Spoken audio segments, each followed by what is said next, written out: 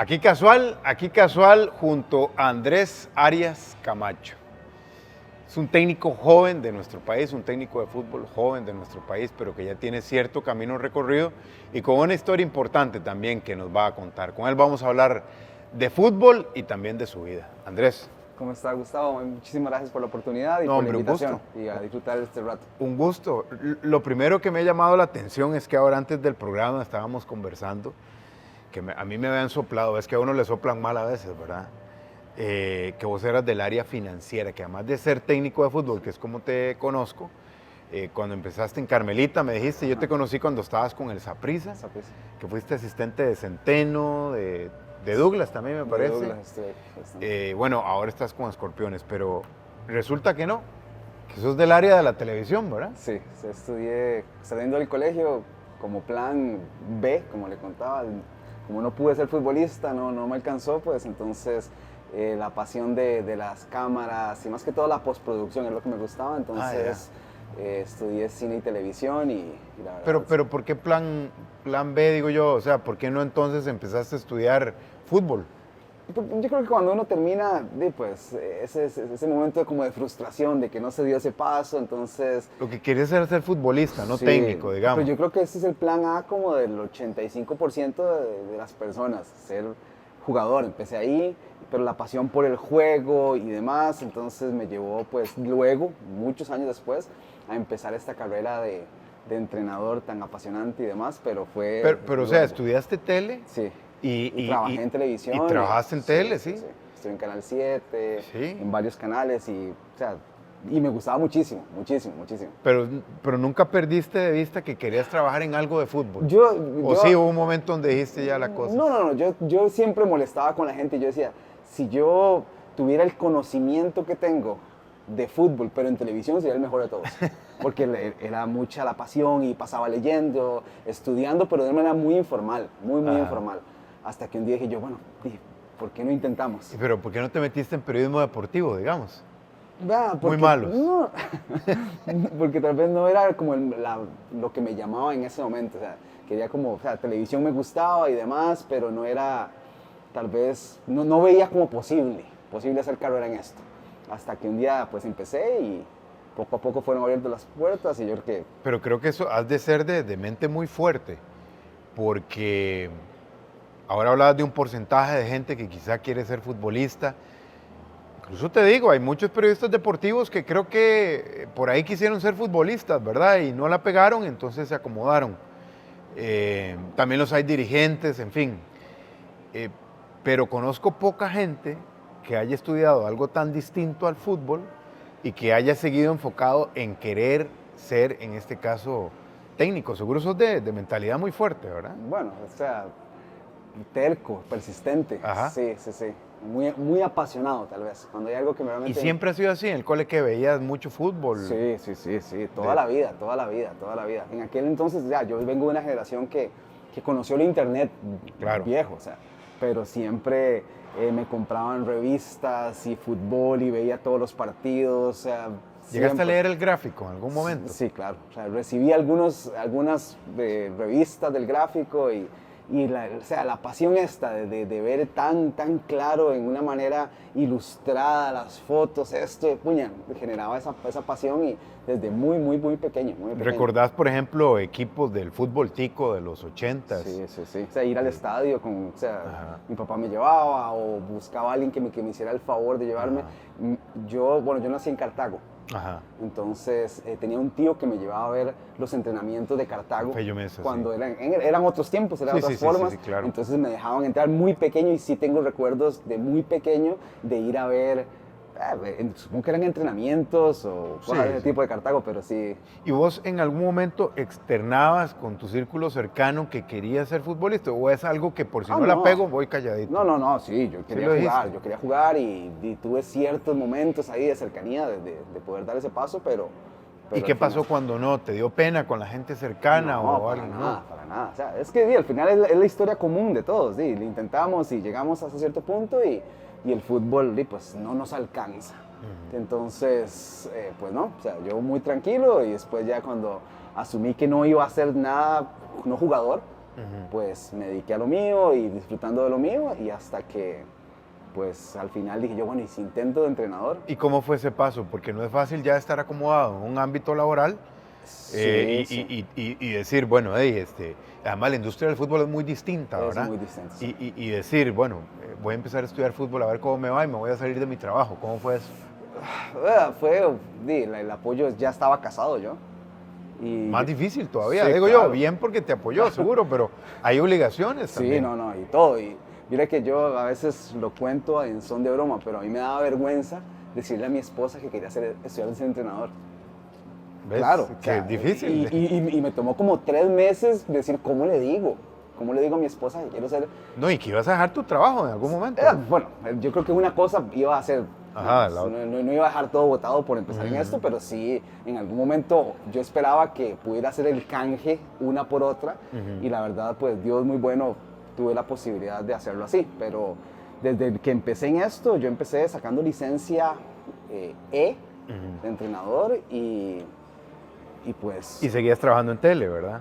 Sí, ya estaba. No, ya había salido y estaba emprendiendo un negocio con mi esposa y estábamos en eso. Pero era algo, o sea, costaba como 20,000 colones los viernes. Había que venir a estudiar aquí a la Sabana, al INAFA.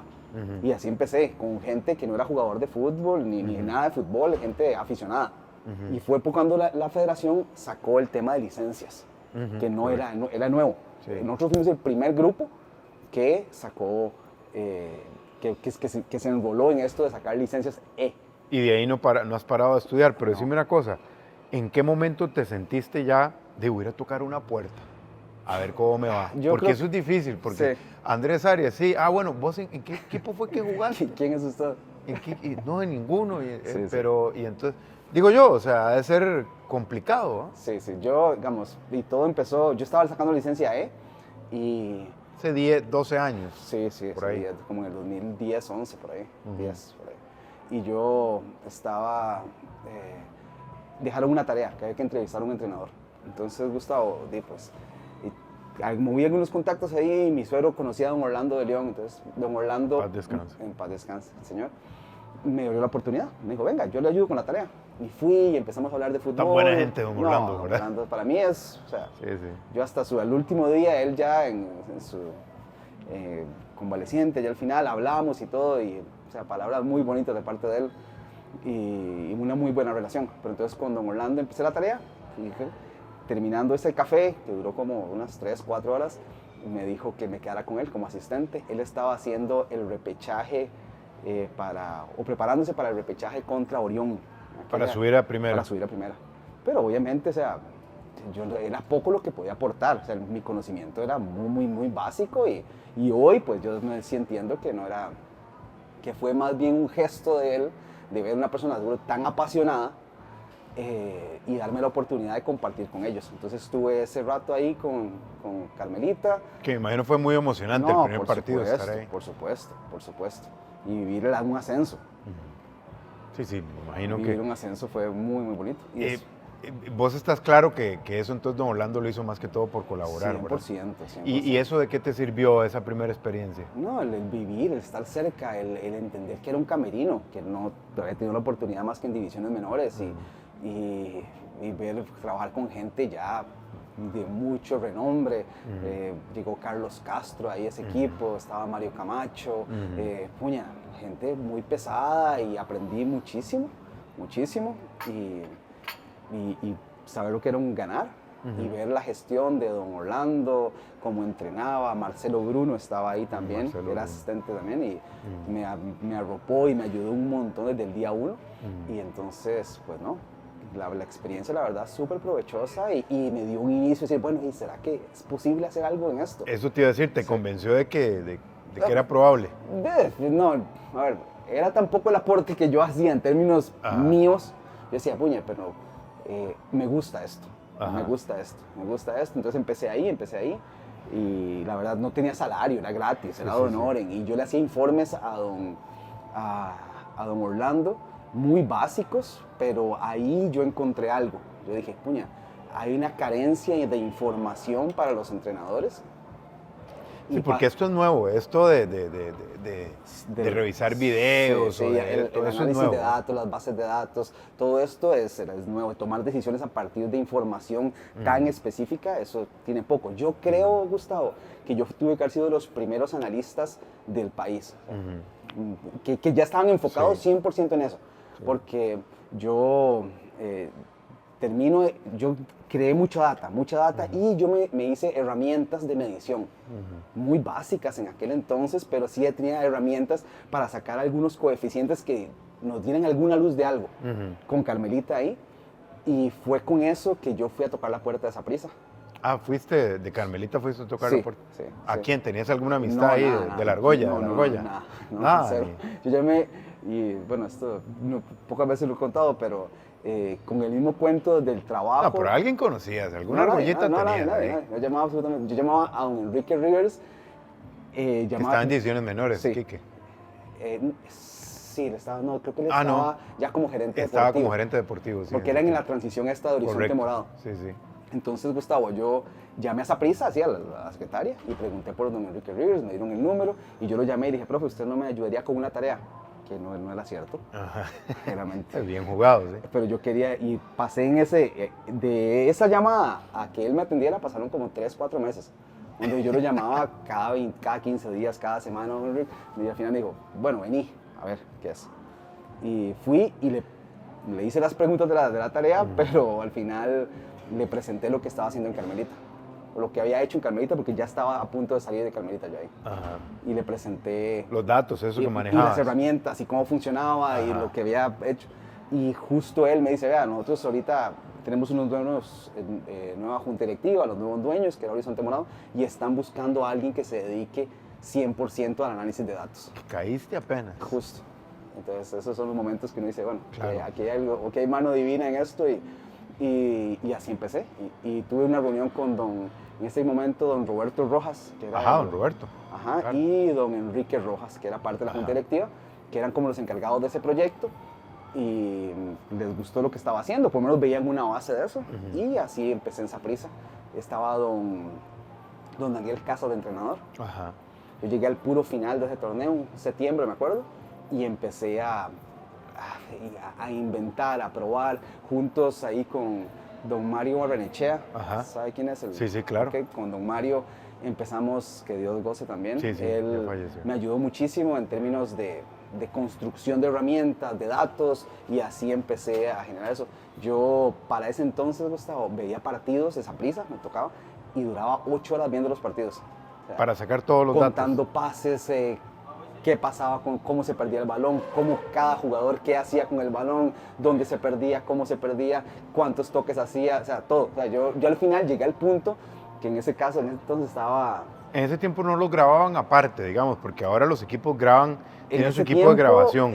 Todavía ni siquiera, el recurso lo compramos en Saprissa. Yo fui el que compré las cámaras Ah, ok, para Saprissa, ok. pero lo hacíamos con televisión. Y Sí, ni sí, siquiera, dependían de la televisora. ajá, y yo tenía que ir a Canal 7 y me daban un Recoger disco el video. y yo revisaba y empecé a trabajar Por eso con no tenían tomas propias, digamos. No, todavía no. Hasta después, digamos, ya cuando llegó Don Ronald, Ajá. que ya me hizo el parte como el cuerpo técnico, como Ajá. analista, ya sí. Entonces ya grabábamos los partidos, yo los grababa, yo iba y grababa el partido y contaba los pases. ¿Y qué retroalimentación recibías cuando le entregabas, digamos a Ronald, cuando le entregabas a Ronald González todos los detalles del partido?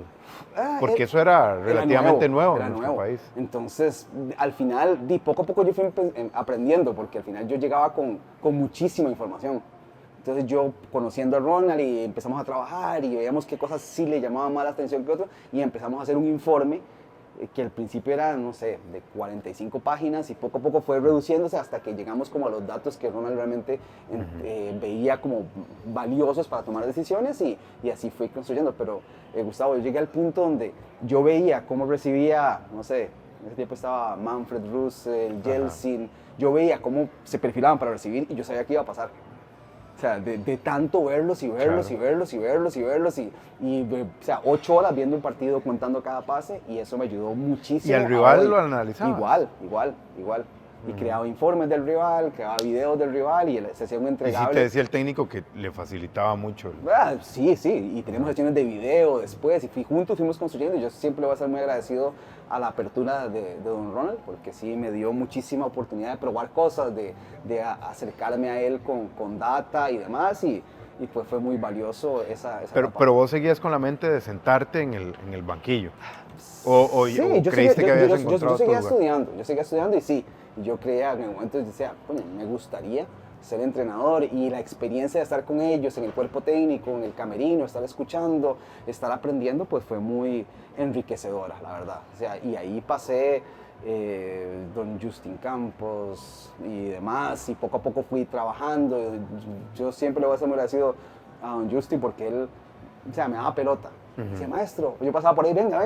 Maestro, men. Ajá, y me decía, venga, maestro, vea. Y me contaba cosas que yo decía, o sea, cosas que él estaba pensando y yo le escuchaba. Y yo no sé si él veía como esa pasión y esa atención que yo le ponía que me conversaba un montón de cosas de que él les tenía en la cabeza. Yo pienso este movimiento y esto y aprendí muchísimo de él porque sí reconozco que don Justin, la lectura que tiene de juego y demás es muy buena y que la verdad sí aprendí muchísimo de él y de cada uno, de don Ronald, la gestión de camerino que tenía, la forma en que usaba su personalidad para ayudar al jugador, la vocación que tenía por la ayuda y así le puedo hablar de cada uno de la gente con la que estuve que para mí fue muy enriquecedor. ¿Y durante cuánto tiempo ejerciste esa labor que sí, que yo creo que era relativamente nueva o en nuestro país era nueva de hacer toda el análisis de datos del equipo y del equipo rival? ¿Durante Sí. cuánto tiempo estuviste en eso? Creo que hasta que llegó don Carlos Watson a Saprissa y don Pablo César. Ajá. Hasta ahí yo ya pasé como asistente ya de ellos, pero eso, digamos, ese espacio me abrió la posibilidad de ir a la selección también. Saprissa me prestó a la selección, a don Jorge Luis, y don Jorge Luis... Bueno, eso me imagino que en fue el una 2014. experiencia. Sí, o sea, yo realmente ahí... Y más don Jorge, que don Jorge en eso No, se movió una hormiga y tenía que las saberlo. conversaciones eran muy interesantes Sí. de cómo él me pedía que le presentara, le dijera qué estaba viendo en términos del rival. O sea, yo analicé Inglaterra, Italia y Uruguay, toda la eliminatoria de todos los partidos y era un informe así grandísimo de eso. cada uno. De cada uno, cada pase. ¿Y sentiste que se reflejó en lo que pasó? Bueno, o sea, yo creo que algo, o sea, yo hice mi mayor esfuerzo en eso y fui lo más detallista posible, o sea, sí fue, o sea, yo igual llegué al punto de que yo sabía que si Chiellini tenía el balón y se lo daba a Pirlo así, yo sabía dónde iba a terminar esa jugada. ¿Y eso lo hablaste con Pinto? Sí. Y durante el Mundial, después de me llamaba a las 5 de la mañana todos los días para hablar y hablábamos y yo decía, esto es lo que estoy viendo, esto es lo que está pasando y yo le mandaba un informe a él mientras estaba en Brasil y la verdad pues sí fue muy provechoso tener desde ese punto de vista, porque yo analizaba para torneo regular, Ajá. o sea, para domingo a domingo. El analizar para fase mundial, donde hay eliminatoria directa y demás, es tiene un giro ahí muy interesante, entonces, pero fue muy provechoso.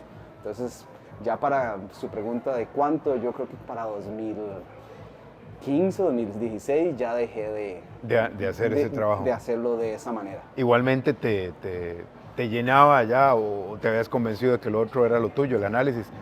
¿O te empezó a llenarlo de ser asistente? Sí, ambas partes, que hoy todavía la construcción profesional mía pasa muchísimo por eso, por el análisis, por el revisar y yo pues, vamos a ver, generé una habilidad de lectura de partido y de análisis que hoy me ayuda muchísimo. O sea, muy fácilmente puedo encontrar patrones y secuencias y consistencia en el juego del rival o el propio que hoy me ayuda muchísimo. Es que fueron muchas horas de ver video y analizar. Vamos a ir a la pausa, Andrés, y ya vamos a continuar para retroceder un poco con estos análisis que hacías para Brasil 2014, porque me interesa mucho que me digas honestamente si en algún momento veías posible que sucediera lo que sucedió. Yo sé que es especulativo, ¿verdad? Sí. Porque el fútbol es de momentos, pero quiero conversar un poco sobre eso. Aquí Casual con Andrés.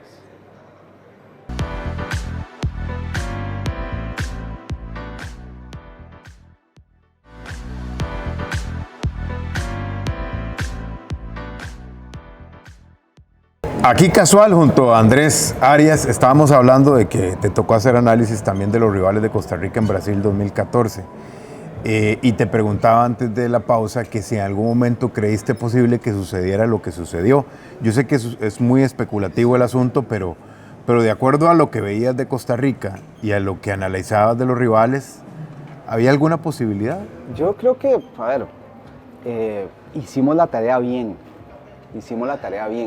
Después es un juego y pasa lo que pueda, cualquier cosa puede pasar, pero sí, de mi parte, y yo sé que por lo que don Jorge me comentaba, había una claridad de cuál era el camino a seguir. Que eso ya es lo más importante, ¿no? Y estábamos, o sea, yo lo escuchaba a él y no voy a decir que mi aporte era el que daba, porque no era así, o sea, yo conozco... Era un complemento de todo. Era una parte. O sea, era la parte que me tocaba y se hizo bien la tarea y las conversaciones correctas, la información, yo sé que estaba correcta en términos de los patrones, de cómo funcionaban los equipos, de los momentos, de los cambios que hacían, de cómo funcionaban, pero todo eso bajo el background de las eliminatorias.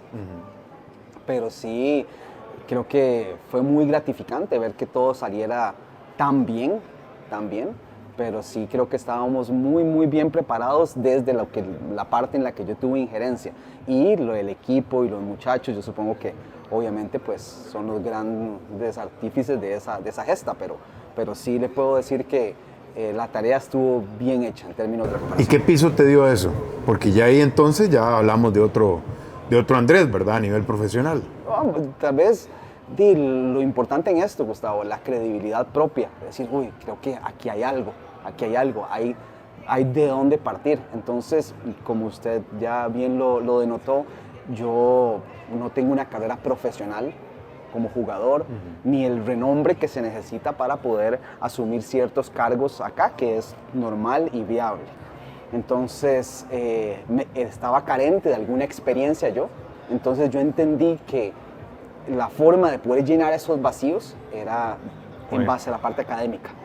Okay. La preparación académica, el estar cerca, el tener algo que aportar, algo consistente, algo con base. Y así fue, dediqué mucho recurso y esfuerzo y tiempo a mi preparación como profesional. Y la verdad me ha ayudado a seguir construyéndome y teniendo siempre que cada paso que dé profesional sea consistente, porque puedo planificar y decir, bueno, esto es lo que viene y además esto es un juego, pero sí poder gestionarme y saber que mi evolución es constante. ¿Actualmente qué licencia tenés? Actualmente tengo licencia A con CONCACAF y tengo licencia A Conmebol. Estoy sacando la licencia Pro Conmebol y después irás a UEFA. En algún momento, sí. Y cuando ya te sentaste en el banquillo de Saprissa con Douglas, con Walter, ya supongo que eso fue un evento ya sí remarcable en tu carrera. A ver, el tema empecé... y más el banquillo de Saprissa, que es tan complicado, ¿verdad? En Grecia también estuve con Walter. En Grecia estuviste con Centeno. Asistente y preparador físico. Que ahí les fue muy bien, ¿verdad? Nos fue muy bien, muy bien, la verdad. O sea, yo llegué en noviembre cuando quedó eliminado Grecia ese torneo, hicimos una pretemporada y el siguiente torneo fue donde estuvimos primer lugar y cortamos el torneo a la mitad porque nos fuimos para Saprissa, yo ya como asistente de Walter. Pero sí, la experiencia de estar ahí, de tener el trabajo directo con el jugador y de poder aportar en esas facetas de asistente en ese momento y preparador físico, y con Douglas también fue asistente y viví muchísimas experiencias con Champions y ese tipo de cosas que lo hacen a uno crecer y trabajar con ese tipo de profesionales. O sea, el tener la oportunidad de trabajar con gente como Cristian Bolaños, como Mariano, o sea, gente de mucho nivel. Porque también se aprende de los jugadores, ¿verdad? No solo de los técnicos. Yo lo que digo es que, o sea, que los jugadores saben muchísimo en fútbol, muchísimo. Y yo hoy a mis jugadores, yo les digo, ustedes saben muchísimo más que yo porque lo han practicado, porque han estado ahí. Y esa retrospectiva, o sea, yo aprovechaba cada momento que tenía con la gente de que fue el Mundial de Egipto, como con Guzmán. Yeltsin fue el de Colombia, Yeltsin, sí. Ricardo Blanco, Dani Carvajal, y yo trataba de extraer esas experiencias, porque al final, Gustavo, yo entendí algo. O sea, yo dediqué muchísimo tiempo de mi carrera a el tema de aprender de fútbol. O sea, aprender de fútbol. Metodología, formas de entrenamiento, gestión de cargas y demás. O sea, muchísimo recurso y tiempo a eso. Llegué a un punto donde yo decía, bueno, estoy aprendiendo muchísimo del qué. Ahora, ¿cómo? O sea, ¿de qué sirve saber tanto de esto si no tengo la capacidad de comunicarme, no tengo la capacidad de enseñar? Entonces, la siguiente fase de mi formación entendí que era en la parte didáctica, en la parte de poder enseñar. ¿Cómo enseño? Ahora, imagínense un grupo 100% heterogéneo en edad y en educación. Claro. Todos aprenden diferentes, algunos quieren aprender, otros no. ¿Cómo hago yo para convencer al jugador de la parte pedagógica? Me dé herramientas para poder dar un paso al frente y decir, ok, vamos a aprender esto. A algunos hay que sentarse y dedicarles horas y el jugador lo siente. A otros con solo que usted medio le comente, entiende. O sea, que para vos el técnico es un maestro, es un psicólogo. Tiene que, claro, porque es un grupo, porque son personas. Y la tercera parte de mi formación la he dedicado, y eso es lo que estoy dando énfasis actualmente, en entender que son personas, en entender que el estado de ánimo afecta, que el jugador tiene que sentirse valorado, importante, que los roles dentro de la construcción de una estructura deportiva tienen que ser muy claros para que el jugador pueda sentirse que su función tiene un valor y una forma. O sea, me estás hablando que vos sí te has preocupado por desarrollar las habilidades blandas, que también, es lo que uno... 100%. O sea, ¿verdad? yo le he dedicado, saqué una especialidad en Madrid de manejo de equipos de alto rendimiento. Saqué una maestría en fútbol en Barcelona y actualmente estoy sacando una maestría en la Universidad de Valencia en rendimiento. O sea, que vos no sos, digamos, el técnico. Te lo digo porque te he invitado, porque a mí me hablan muy bien de Andrés Arias, que sos un técnico que en determinado momento va a llegar a cosas más grandes. Y me hablan bien de vos, no solo otros técnicos, sino directivos y también jugadores. Vos no sos el técnico que cierra la puerta del camerino, que gira 3, 4 instrucciones y todo, vamos carajo, y me hay que meterle y darle. No es solo eso, ¿va? No, o sea, como le digo, o sea, yo creo que la experiencia, Gustavo, es conocimiento a través del tiempo. ¿Sí? Usted tiene conocimiento a través del tiempo, eso se llama experiencia. Yo soy carente de algunas experiencias. Bueno, entonces, lo que he tratado de hacer es que he tratado de disminuir ese tiempo para ganar con conocimiento, para que la experiencia la tome en menos tiempo. Entonces, el tema de la construcción profesional mía es entendiendo de que el juego como tal está construido a través de personas con talento que tienen que ponerlo a servicio del colectivo. Yo he entendido que eso que usted dice, de la motivación y demás, importantísimo, y hay un montón de entrenadores que han tenido éxito en rendimiento de esa manera, pero ¿cómo construye algo sólido uno? Sostenible, el tiempo. Sostenible, que puedan decir, aquí hay una evolución y este equipo es uno a partir de esto. Se necesita tener bases muy sólidas, no solamente en data, sino en la construcción de una identidad apegada a la identidad de la institución. Hay que saber leer lo que el directivo está buscando en términos de cómo quiere que el equipo se presente y ser muy responsable con la historia y el bagaje que tiene ese equipo. Entonces, uno como entrenador tiene que tener la capacidad de gestionar y mantener todas esas bolas en el aire y gestionarlo de tal manera que el crecimiento del jugador y de la institución vaya acorde a sus principios. Estás hablando y te voy a ser sincero, con pocos técnicos en el país uno habla de manera tan profesional, tan diáfana y tan clara como lo estoy haciendo con vos. ¿Cómo has hecho para sostener una charla así con un dirigente que es un fanático, que puedes estar hablando así, pero al quinto partido perdiste y entonces te me vas? Bueno, ahí sí, tal vez...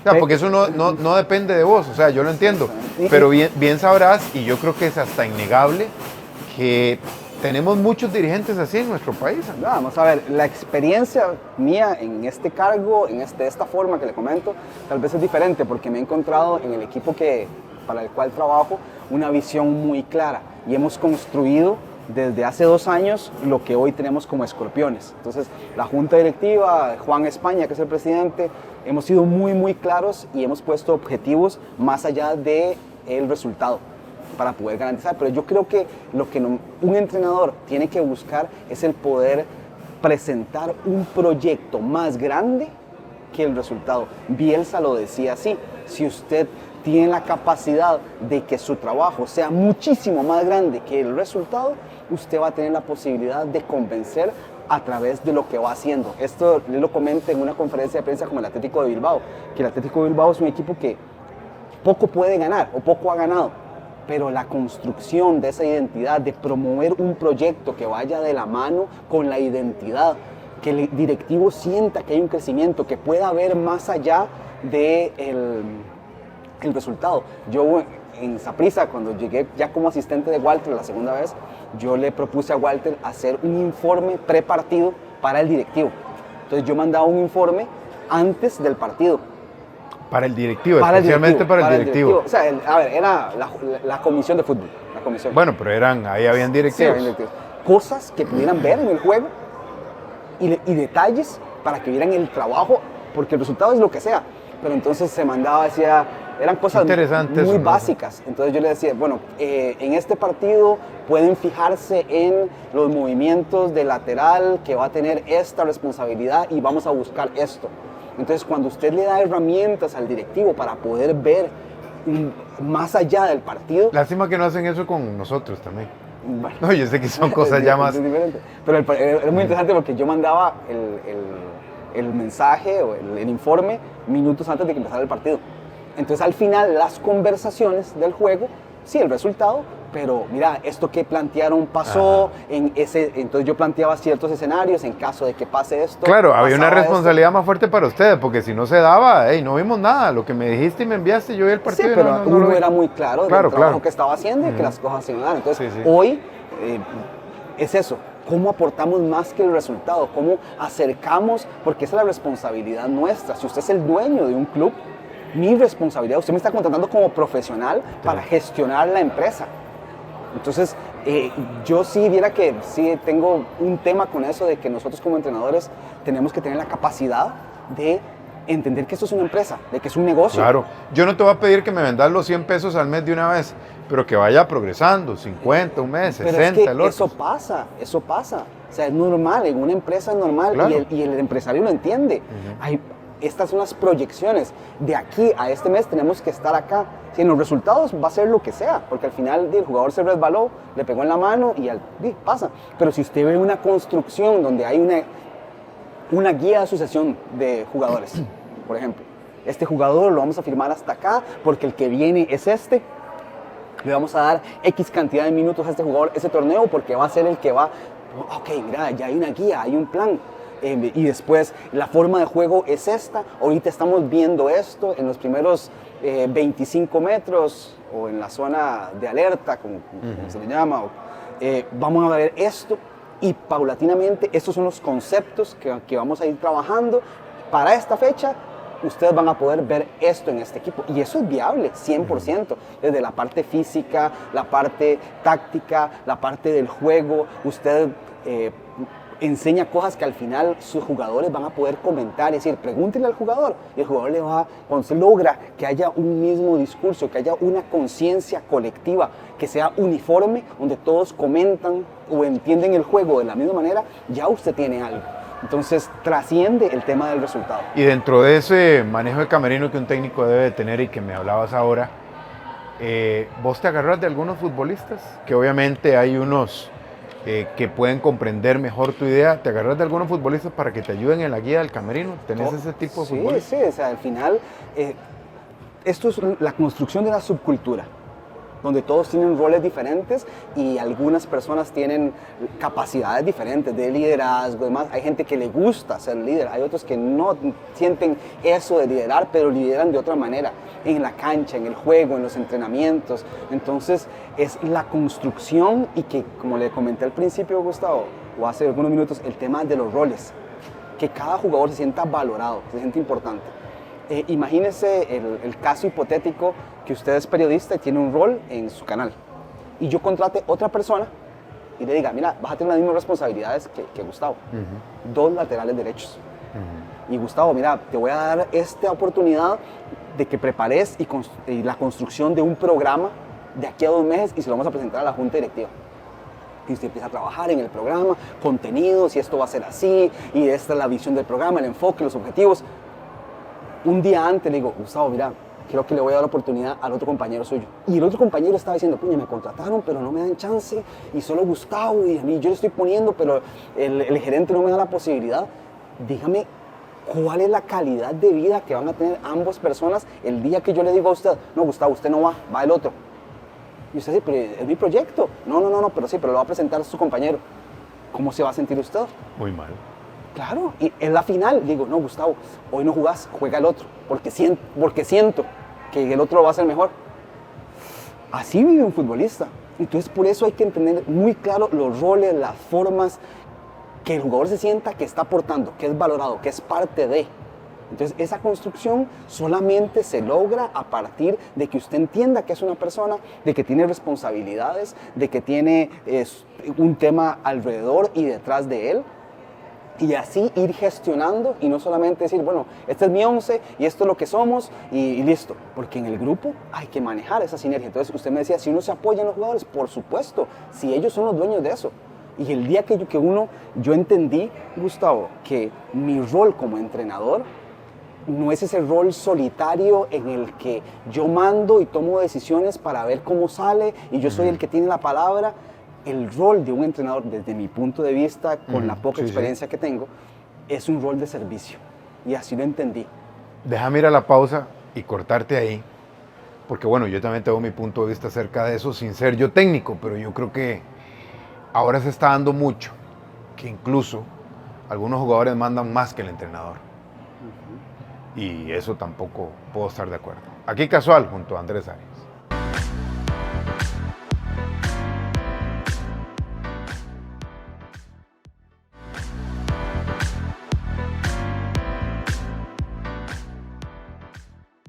Aquí Casual junto a Andrés Arias. Me decías ahora lo de cómo pensás esa relación jugador-técnico. Yo siempre he pensado que el técnico tiene que estar por encima del jugador para lograr imponer su disciplina. Ahora también hay gente que dice, bueno, yo como entrenador tengo una relación padre-hijo con el futbolista, yo como entrenador tengo una relación de látigo en mano, ¿cuál es la relación tuya? ¿En qué cree Andrés en esa relación con el jugador? La verdad, digamos, Gustavo, entiendo que la relación pasa por un tema de servicio. Cuando el jugador entiende que uno está para servir, que uno está para enseñar, desde una perspectiva de muchísima humildad, porque hay que convencer egos, hay que convencer personas que tal vez, yo tengo en mi equipo, que es de Liga de Ascenso, pero gente que ha sido campeona, que ha jugado afuera y demás, ¿cómo convence uno? O sea, yo creo que cuando el jugador ve genuinamente que uno tiene la voluntad de ayudar, de servir, el asunto camina. Yo creo en un liderazgo de manos abiertas, que así como la mano se da para dar, también se da para pedir. Pero si el jugador ve que uno tiene la intención de ayudarle, porque es muy fácil decir, bueno, por ejemplo, mi equipo es de Liga de Ascenso con muchísimos jóvenes, pero ¿qué pasa en equipos como el Paris Saint-Germain, donde usted tiene un entrenador que no tiene el currículum que tiene los jugadores? Ni los millones, ni nada. O sea, entonces, ¿cómo funciona eso? Entonces, si uno lo ve a nivel nacional, funciona de una manera, o cree que funciona de una manera, pero afuera funciona de otra. Entonces yo creo 100% en que si uno como líder, como entrenador, siempre gestiona esto con un tema de manos abiertas, y como digo, es algo muy personal. Claro. Yo inicio esto, Gustavo, siempre que mi jugador sepa que hay una pregunta la cual yo baso el liderazgo, que es ¿en qué le puedo ayudar? Que él sienta que yo estoy ahí para ayudarle, y para ayudarle desde su vida personal hasta en la parte deportiva, de que yo le puedo enseñar algo y yo trato de construir y decirle a usted cómo se siente con esto. Probemos esto. Yo al mismo jugador, en mi caso, le doy la oportunidad que opine. ¿Usted siente que esto funciona? ¿Qué pensaría usted si hacemos esto de esta manera? Porque al final lo que da éxito es cuando el jugador está convencido y se siente parte de. No hay nada más que comprometa a una persona que cuando se siente parte de, que siente responsable de. Y no solamente salir a jugar, sino que hey, estamos construyendo una idea, un consciente colectivo. Entendemos todos esto de cierta manera, pero la construcción de un equipo de alto rendimiento, Gustavo, pasa en el compromiso del jugador. Y para que se sienta comprometido, él tiene que sentir que sus aportes funcionan. Entonces, por ejemplo, yo hoy, la identidad, la cultura, la forma de jugar Escorpiones no es la de Andrés Arias, porque no puede ser mía. Es primero la identidad que propone el club. O sea, usted no puede ir al Barcelona y decir, bueno, ahora vamos a jugar a pura transición y todo. No, ellos tienen una identidad, hay que respetarla. Y después el grupo que usted tiene. ¿A qué podemos jugar nosotros? ¿Cuál es nuestra versión de? Y tal vez usando el ejemplo del Barcelona, no es lo mismo el Barcelona de Cruyff, aunque tienen la misma esencia, que el de Guardiola, que el de Luis Enrique, que el del Tata Martino, que el de Xavi ahora, el de Valverde. Todos tienen una esencia diferente o un feeling diferente, pero es porque tienen gente diferente. Entonces, hoy Escorpiones juega lo que juega por la gente que tengo, por el equipo que tengo. O sea, vos te acomodas a la gente que tenés, es obviamente. que hay que acomodarse a la gente que no tiene. Claro. Yo le pongo este ejemplo. Tal vez vos quisieras jugar otra cosa, pero no tenés... No, es que yo quiero jugar a lo que ellos pueden jugar. Y yo estoy ahí para potenciar eso. No es que no puedo imponer una idea donde no se puede, donde no hay. Entonces, yo se lo explico así. Un gran chef, 2 estrellas, 3 estrellas de Michelin, es el que a usted le da ingredientes y él hace una obra maestra con eso. Un gran chef no es el que solo hace hamburguesas buenas o solo cocina eso. No, es que yo lo que cocino es esto. Un gran Lo hago chef, muy bien, pero solo esto. Solo esto. Esto es lo que hago yo. Pero yo lo que sé hacer es, no sé, todo lo que es carnes rojas. No, pero es que nosotros lo que usamos es vegetariano. Entonces no puedo. Pero esto es lo que hay. Y usted trata de imponer y forzar cosas a un equipo que no tiene para hacer eso. Un gran chef hace eso. Entonces yo he tratado de formarme para poder tener la capacidad de adaptarme a el equipo que sea y la forma que sea. Si usted me dice, bueno, ahora Andrés es entrenador de este equipo, ¿cuál es la identidad acá? ¿Qué jugadores tenemos? Junta directiva, ¿usted qué quiere jugar?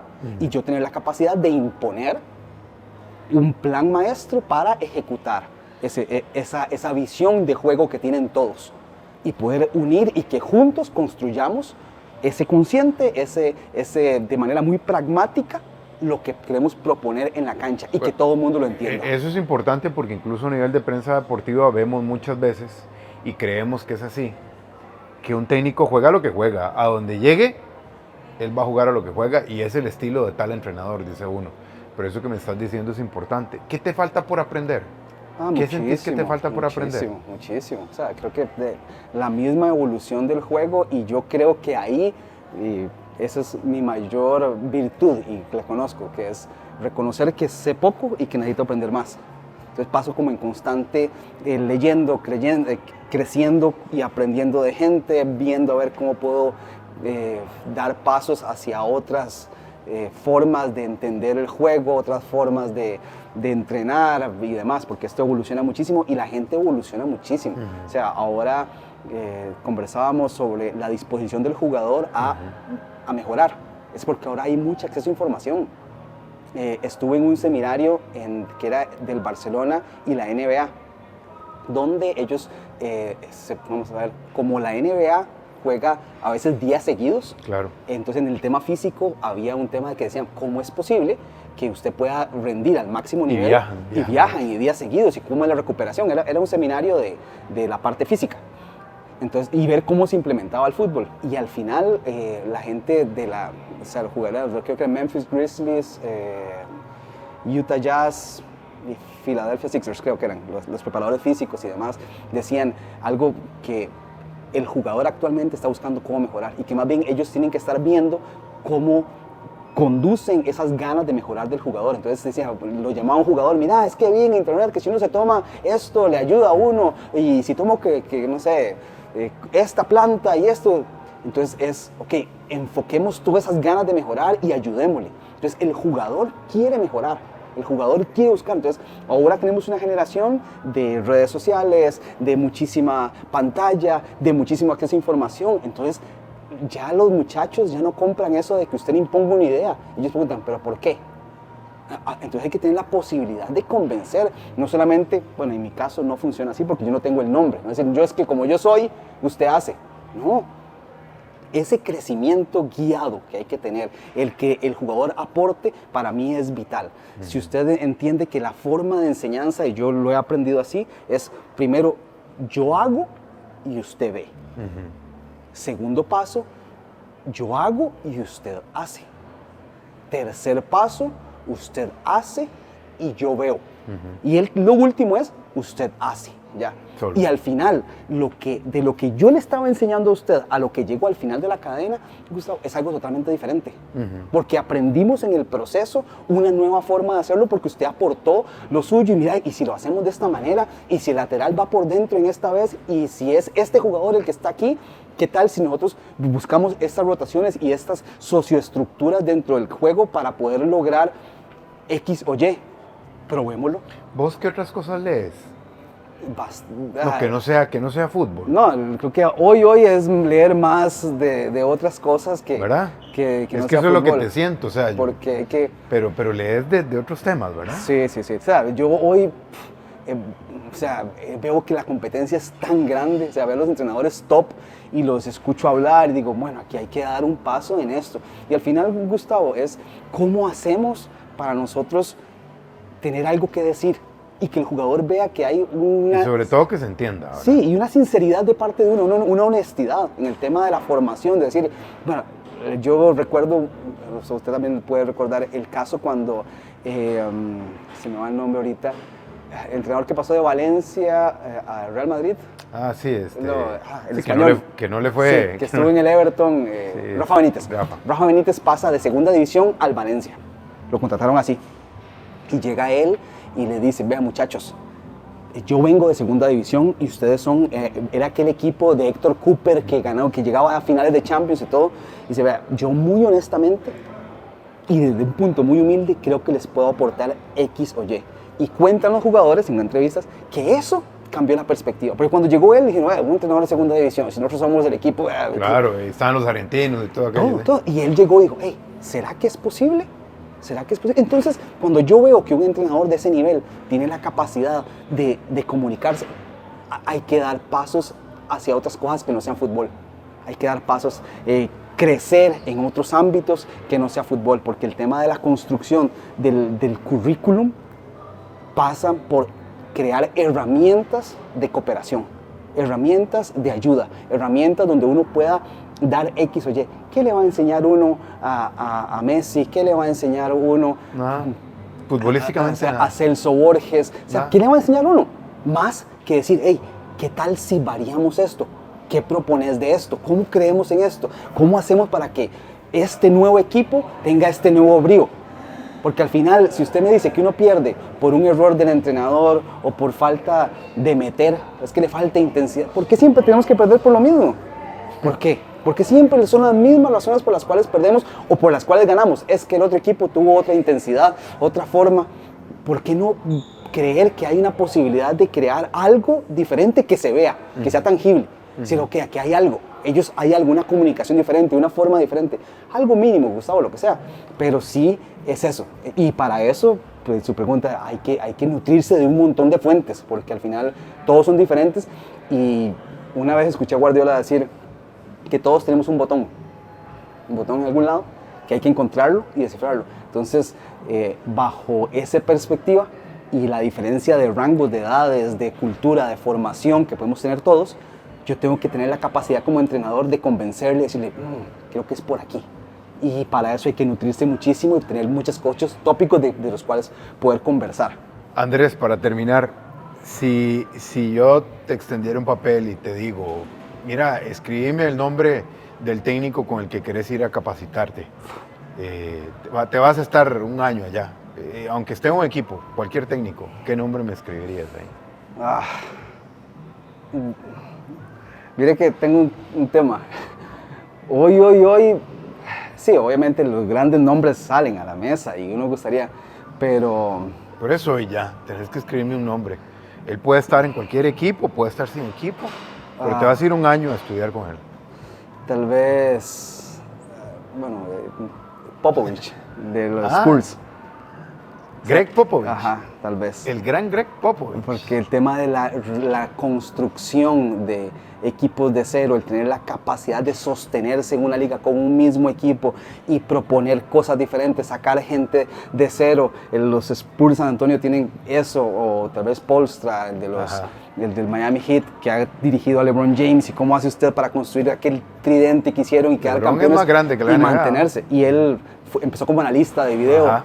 Entonces, o sea, por eso, tal vez uno podría decir Guardiola, ese tipo de cosas, pero Sí, hoy, sí, si usted ve la forma en la que es, yo creo que el fútbol está migrando hacia una tendencia donde hay muchísima estructura mucho más rígida, en términos que al ratos, en estructura, no en juego, se parece muchísimo más al básquet que antes. En estructura, en rotaciones, en formación, en entender el juego, quién viene por dentro, quién viene por fuera, cómo, cuando tenemos el balón aquí en esta zona, qué somos, cómo entendemos y quién soy cuando estamos siendo qué. Entonces, por ahí tal vez, si yo pudiera capacitarme, sería, y además ver otra cosa y no interesante. Sé. Andrés, te agradezco mucho, he aprendido mucho en esta entrevista, así que te agradezco que hayas sido tan abierto y sobre todo te felicito porque tenés también una capacidad de expresión muy buena. Puedes saber mucho, pero si no lo sabes expresar, es lamentablemente como que no lo supieras. Así que te agradezco por haber sacado el rato, haberme aceptado la invitación. Le agradezco a usted por la invitación, le deseo muchísimos éxitos y gracias por crear ese tipo de espacios donde sin una mala intención, sin un juicio, se da la apertura del diálogo y juntos poder aprender, porque la verdad, la forma en la que ustedes como profesionales se manejan, para mí es de muchísimo gusto el poder compartir, porque si yo pudiera tener esa calma para preguntar que tienen ustedes, sería muchísimo mejor profesional, pero muy agradecido y desearle los mayores éxitos en este camino que lleva acá. Muchas gracias. Gracias, Andrés, y gracias a ustedes. Aquí hemos estado Casual con Andrés Arias.